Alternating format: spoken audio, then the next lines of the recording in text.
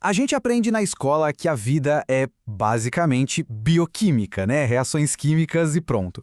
Mas, e se tiver algo mais? Uma força invisível, uma espécie de arquitetura por trás de tudo? É exatamente nisso que a gente vai mergulhar agora. Uma exploração fascinante que conecta a ciência e, quem diria, espiritualidade. Então, a grande pergunta que fica no ar é essa, né? Será que a vida é só um monte de reações químicas acontecendo ao acaso? Ou será que existe uma força organizadora por trás de tudo? Uma ordem que a gente simplesmente não vê? Vamos começar a investigar essas pistas, porque o que a gente encontra pode ser bem surpreendente. A ideia aqui é explorar esse conceito, essa tal arquitetura invisível que parece guiar todos os seres vivos. E o mais legal é que essa não é uma ideia nova, não. É algo que tanto cientistas quanto tradições espirituais muito antigas vêm tentando entender, cada um do seu jeito. Ok, então por onde a gente começa? Vamos direto para a ciência. Vamos dar uma olhada nas pesquisas pioneiras, na galera que tentou, de fato, medir essa arquitetura invisível. E a nossa história começa lá na Universidade de Yale, com um cara chamado Dr. Harold Saxton Burr. E olha, ele não brincou em serviço. Passou mais de 40 anos investigando uma força invisível nos organismos vivos. Ele estava convencido de que existia algo ali, guiando tudo. E o que ele encontrou? Ele batizou de campos L ou campos de vida. E o ponto-chave aqui, gente, é que isso não era só uma teoria, uma ideia. Eram campos eletrodinâmicos mensuráveis, sabe? Que ele conseguiu detectar em tudo que é vivo, desde uma bactéria até nós, seres humanos.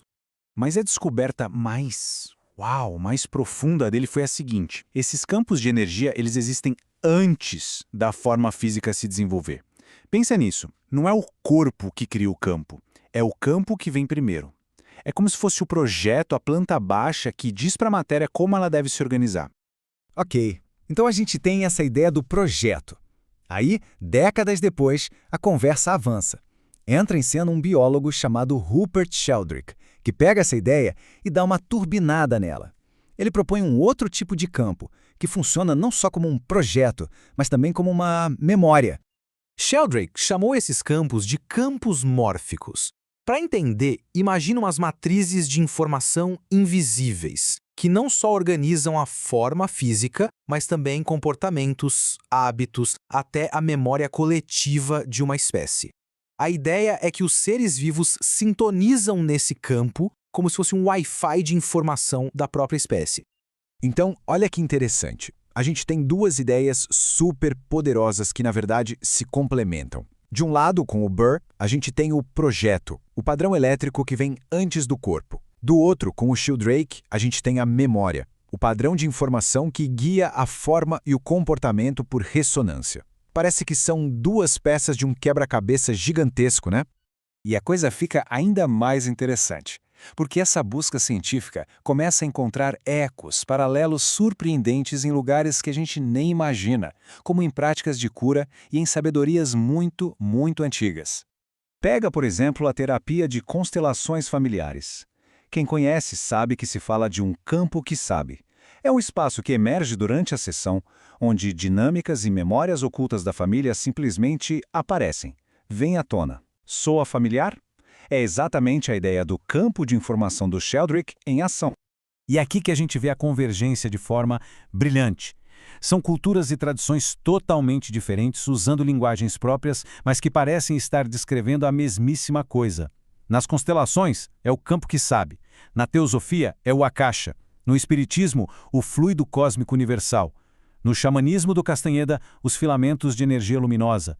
São nomes diferentes para a mesma ideia fundamental. Então, o ponto crucial é esse. Não importa a linguagem que se usa, se a da ciência, a da terapia ou a da espiritualidade. Uma imagem unificada começa a se formar na nossa frente. Porque, pensa bem, a gente tem o campo Lide, A gente tem o campo mórfico, A gente tem o campo que sabe, E a gente tem o Akasha. Todos esses nomes, todas essas ideias parecem apontar para uma única e profunda realidade. E o que tudo isso nos mostra? Uma visão unificada. Que a vida é muito, mas muito mais do que só bioquímica. Ela parece ser sustentada por campos invisíveis. Uma verdadeira teia que conecta tudo. Matéria, energia, informação e, quem sabe, até a consciência. Isso nos deixa com uma última reflexão, né?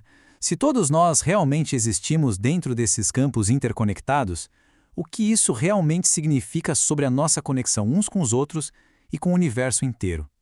Fica aí a pergunta.